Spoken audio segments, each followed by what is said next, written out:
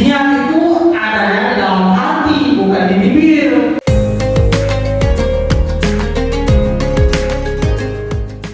Niat puasa, teman-teman, niat puasa itu wajib dilakukan oleh orang yang mau puasa. Kapan niatnya? Katanya di malam hari. Tuh hadisnya secara malam disampaikan mauquf di dalam Bulughul Maram, malam yubayyitis siyam qabla al-fajr fa siyam lahu. Siapa yang enggak niat berpuasa pada malam hari, maka dia enggak sah puasanya. Dan semua kitab-kitab fikih mazhab Syafi'iyah mengatakan bahwasanya Anda kalau tidur enggak ada niat puasa di malam harinya, maka besoknya Anda tidak sah puasanya. Dan kita buka kitab Ibnu Qudamah, saya cek benar juga Ibnu Qudamah mengatakan begitu. Jadi niat ini masih hukumnya wajib, teman-teman. Yang jadi masalah gini, niat itu sekaligus 30 hari niat di malam hari atau sehari-hari. Kebanyakan mazhab Syafi'iyah mengatakan bahwa setiap malam, nggak boleh per hari-hari. Jadi teman-teman, besok mau puasa nih, malam hari itu setidaknya terbetik dalam hati, insya Allah puasa ya. Ya, tapi kan bangun sahur itu kan berarti terbetik kan? Bangun sahur gitu kan? Harus ada terbetik gitu, teman-teman. Coba teman-teman cek kitab fikih. Saya sangat penasaran. Saya coba cek kitab. Ini kitab Imam Syafi'i, teman-teman. Ini kitab asli Imam Syafi'i ya, bukan mazhab Syafi'i. Kalau mazhab Syafi'i kan bisa siapa aja gitu kan. Ini kitab aslinya kitab Syafi'i. Dia mengatakan bahwa niat itu hukumnya wajib, walaupun Imam Syafi'i hanya mengatakan puasa Ramadan, nazar dan lain sebagainya itu tidak harus niat. Walaupun ulama lain mengatakan bahwa nggak bisa lah, qada, nazar semuanya harus diniatkan. Berbeda lagi pemahaman sama Imam Syafi'i. Intinya Imam Syafi'i mengatakan bahwasanya puasa itu wajib niat di malam hari. Gimana niatnya? Nah, yang niat itu harus diucapkan, itu kata Imam Nawawi. Coba lihat, kata Imam Nawawi apa? La yasihhu shaum illa biniyah. Tidak sah puasa kecuali dengan niat. Wa mahallu al-qalb. Niat itu tempatnya di hati, bukan di bibir. Wala yushtaratu an-nafku bila khilaf. Yushtaratu.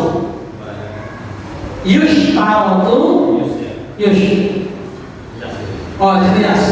Dan tidak disyaratkan diucapkan dengan lisan. Enggak ada perselisihan ulama tuh. Luar biasa Imam Nawawi. Apa mazhab Imam Nawawi? Syafi'i. Jadi teman-teman, kalau mau cari mazhab Syafi'i paling terkenal siapa? Imam Nawawi. Kalau nggak salah saya pernah cerita dari kisah Imam Nawawi. Saking gemarnya dia sama Imam Syafi'i, sampai-sampai apapun yang pendapat Imam Syafi'i itu diambil semuanya sama dia. Makanya khatam itu kita bangunnya Imam Syafi'i. Salah satu pendapat yang dia masih pegang sampai meninggalnya adalah bahwasanya kalau jual beli itu kan harus ngomong. Ada pedagang di sini kan, menurut mazhab Syafi'i, Anda kalau beli barang bilang, saya jual air ya misalnya, saya jual air. Kalau mazhab Syafi'i gitu kan, kita diskusi lagi berapa harganya, 20.000. Oh ya udah jadi deh. Begitu jadi saya sebagai pembeli di sini ngomong ini duitnya, si pedagang bilang saya terima duitnya dan ini barangnya. Kalau ngomong gitu nggak sah jual belinya. Coba Shopee bisa nggak begitu? Yang saya maksud adalah sunnah puasa. Pertama, segera berbuka. Hadisnya jelas bahwasanya manusia itu senantiasa dalam kebaikan selama dia meninggalkan berbuka. Ada tambih bagi mandi sebaiknya berbuka dahulu sebelum adzan agar masuk ke dalam hadis ini. Cukup minum saja baru adzan. Apalagi di zaman kita sekarang, adzan tidak lagi butuh muadzin kan, untuk kasih tahu bahwasanya sudah masuk puasa, gitu kan? Tapi kita sudah berpatokan pada RCTI, RCTV gitu kan. Berbuka dengan rutop, tambal atau air putih. Tambih di dalam fikih Mawsu'ah Kementerian Keuangan itu dikatakan bahwa berbuka di sini bukan berarti Anda harus makan seperti yang ini, harus sesuai. Kalau buka harus dengan kurma, air putih, enggak. Memang Rasulullah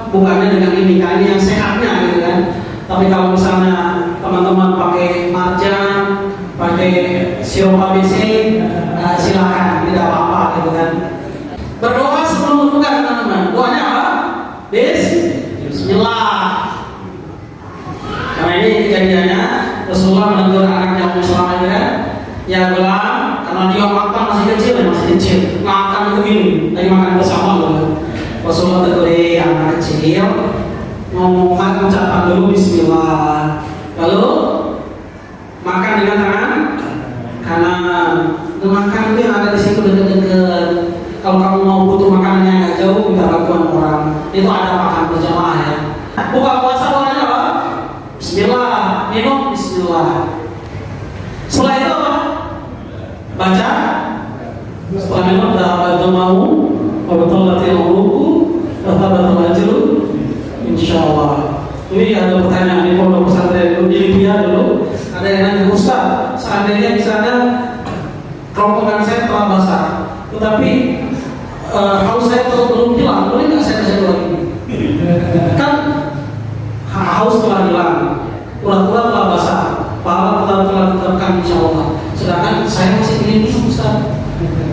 Minum, harus istirahat dulu, minum lagi. Nah ini pertanyaannya sebenarnya tidak perlu dijawab ini. Yang intinya kita minum, setelah minum kita baca doa, dhahabatul mau, wabtalatil uruq, watabatal ajru insyaallah. Adapun doa yang masyhur di masyarakat, Allahumma laka sumtu wa ala rizqika aftartu. Itu doanya begitu dia. Hadisnya Abu Dawud itu kan hadis dhaif. Hadis yang sahih Abu Dawud bawakan hadis dhahabatul mau, wabtalatil uruq, watabatal ajru insyaallah. Mengakhiri makan sahur. Saya ingatkan teman-teman, sahur itu adalah waktu makan antara jam 3:30 sampai menjelang fajar. Itu artinya makan sahur. Di luar itu artinya bukan sahur. Karena sahur sama sihir itu asal katanya sama. Sihir itu kan kelihatannya kayak beneran tapi bohong gitu, remang-remang gitu. Nah itu artinya sahur itu makan di antara jam-jam itu. Jadi kalau teman-teman makan jam 1 bukan sahur itu. Secara bahasa Arab bukan sahur. Makan malam. Sahur makan menjelang pagi gitu. Beri makan orang yang berpuasa. Nah, tinggal teman-teman hitung aja. Kasih makan orang yang berpuasa. Hitung-hitung aja, gitu kan. Puasa, teman-teman puasa pahalanya berapa? Misalnya 700. Misalnya teman-teman kasih 1 orang, pahalanya jadi berapa? 1.400. Dapat tambahan 700 tapi nggak puasa, hanya semakan aja. Karena hadisnya mengatakan bahwa tidak dikurangi sedikit pun. Itu hanya contoh, bukan berarti puasa pahalanya 700 gitu ya. Bukan. Lanjut ke sholat tarawih. Sholat tarawih asal katanya sholat tarawih yang artinya istirahat. Berarti kan kebayang ya teman-teman ya. Tarawih artinya apa? Istirahat. Teman-teman cari di dalam hadis maupun Quran nggak ada kata tarawih. Kenapa? Karena mereka sholat istirahat.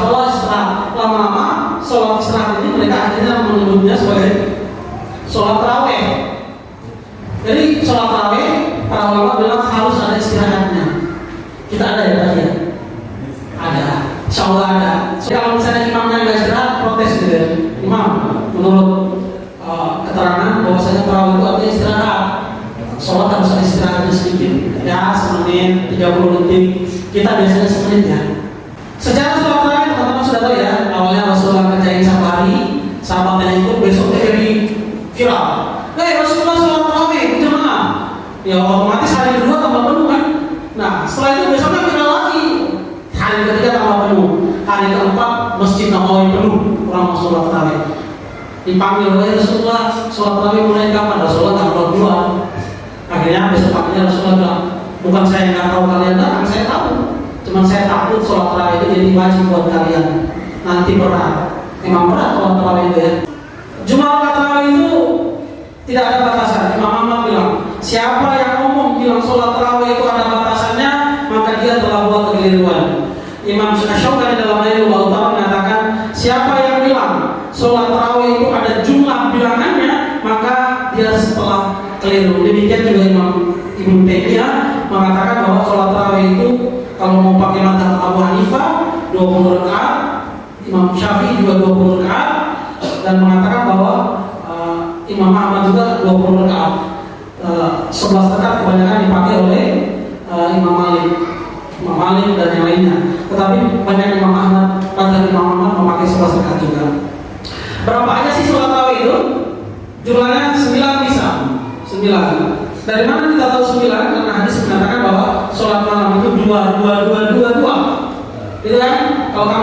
waktu subuh datang, sholat 1 rakaat. Nah, berarti ada yang menyimpulkan bahwa ketika saya sholat udah 8 rakaat, tiba-tiba subuh datang.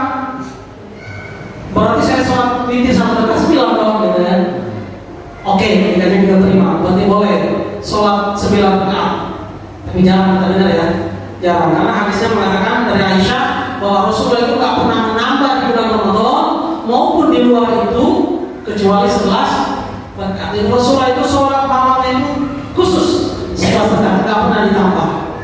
Tapi praktiknya para sahabat lebih dari 11 rakaat. Praktiknya banyak yang lebih dari 11 rakaat. Oke, saya bacakan 14 rakaat di sana. Ada Sa'id bin Jubair adalah imam kami di bulan Ramadan. Beliau sholat mengimami kami selama 20 malam dengan 6 kali istirahat. 6 kali istirahat berapa? 12. Jika masih di 10 malam hari beliau 12 tambah 3 15, berarti bukan 14 ya. Witir kan, kalau witirnya dia 1 berarti 13. Kalau witirnya dia 3 berarti 15. 20 rakaat itu atau Imam Atha mengatakan gini, saya menjumpai orang-orang sholat 23 rakaat dengan witir di dalamnya. Artinya tarawihnya 20, witirnya 3. Teman-teman tahu kan atau ini kan seorang tabi'in yang keren, faqih luar biasa. Ada lagi dari Abu Al-Hashim mengatakan bahwa dahulu Suhaib bin Ghafal mengimami kami dengan sholat 5 kali istirahat dalam 20 rakaat. Coba 5 kali istirahat 20 rakaat berarti berapa kali? 4